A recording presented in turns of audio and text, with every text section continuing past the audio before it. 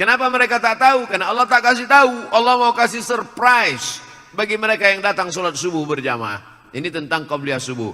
Yang kedua tentang bersentuhan laki-laki dengan perempuan yang tak mahram. Istri itu mahram karena nikah, tapi dia tidak mahram karena nasab. Yang dimaksud di sini mahram nasab. Apa beda mahram nasab dengan mahram nikah? Mahram nasab tak ada syahwat, tak ada nafsu.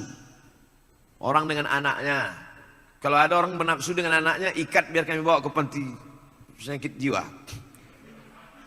Jadi nanti kalau ada orang mengatakan itu kan istrimu, istrimu itu kan mahrammu, maka tak batal wudhumu. Yang dimaksud mahram di sini bukan mahram nikah, tapi mahram nasab.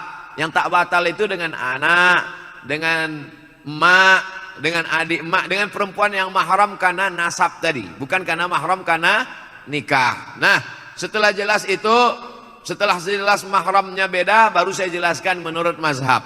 Menurut mazhab Hanafi, mazhab yang paling tua dulu, namanya Imam Abu Hanifah, mazhabnya Hanafi, tinggalnya di Kufah, Irak sekarang, meninggalnya tahun 150 Hijrah. Menurut mazhab Hanafi, bersentuhan laki-laki dengan perempuan tidak batal wudhu, karena makna ayat aula mastumun nisa. Kalau kamu menyentuh perempuan, makna menyentuh di situ, maaf, makna menyentuh di situ jima, bukan sentuh kulit. Tapi karena bahasa Quran itu tidak vulgar, bahasa Quran itu tidak porno, maka dia tidak katakan jima, dia katakan menyentuh. Tapi makna menyentuh di situ jima, jima baru batal wudhu. Kalau sekedar menyentuh tak batal, menurut Hanafi. Itu makanya orang India, Pakistan, Bangladesh banyak dia menyentuh-nyentuh di Masjidil Haram waktu dia tak batal karena mazhab Hanafi.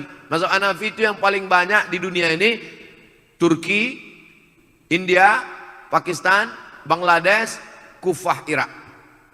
Mazhab yang kedua Maliki, nama imamnya Malik bin Anas, tinggalnya di Madinah, makamnya di Baqi samping Masjid Nabawi. Meninggal tahun 179 Hijrah. Menurut mazhab Maliki, bersentuhan laki-laki perempuan yang tak mahram batal kalau ada syahwat. Kalau tak ada syahwat tak batal. Bersahwat baru batal. Tak bersahwat tak batal. Yang ketiga mazhab Syafi'i, nama imamnya Muhammad bin Idris, makamnya di Mesir, di Kairo. Meninggal tahun 204 Hijrah. Menurut mazhab Syafi'i, asal bersentuh laki-laki perempuan, mau bernafsu tak bernafsu batal. Bernafsu tak bernafsu batal wudu. Abdul Somad pilih pendapat mazhab Syafi'i. Kenapa pendapat itu yang Ustaz pilih?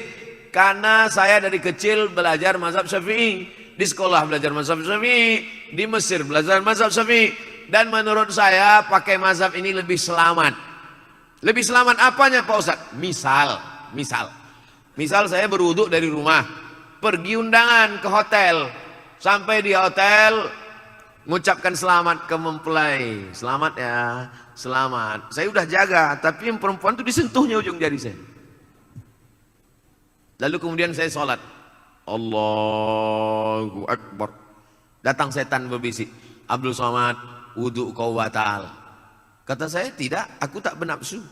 Kata setan, ada sikit gitu. Kan berkata-kata dalam pikiran. Tapi kalau saya pergi ke toilet, saya berwudu lagi, saya ulang wudu, saya sholat, maka hilang itu semua, hilang kata-kata. Itu makanya mazhab Syafi'i itu dikatakan asyaddu ihtiyatan, tingkat kehati-hatiannya lebih tinggi. Mazhab Syafi'i itu tingkat kehati-hatiannya lebih tinggi, diantaranya dalam masalah wudu ini. Yang kedua masalah imsak waktu subuh. Mazhab Maliki tak ada imsak. Saya tinggal di Maroko, mazhab Maliki. Maliki itu yang paling banyak, mazhab Maliki, Tunisia, Aljazair, Maroko, Mauritania, Andalusia, Irak, sebagian Mesir. Banyak mazhab Maliki. Dalam mazhab Maliki tidak ada imsak. Jadi kulu makanlah, washrabu minumlah sampai azan. Allahu Akbar, Allahu Akbar. Jadi kami di Maroko tidak ada itu sirine imsak. Jadi kami makan aja. Makan, tiba-tiba azan, mulut berisi. Mazhab Syafi'i tidak begitu. 50 ayat sebelum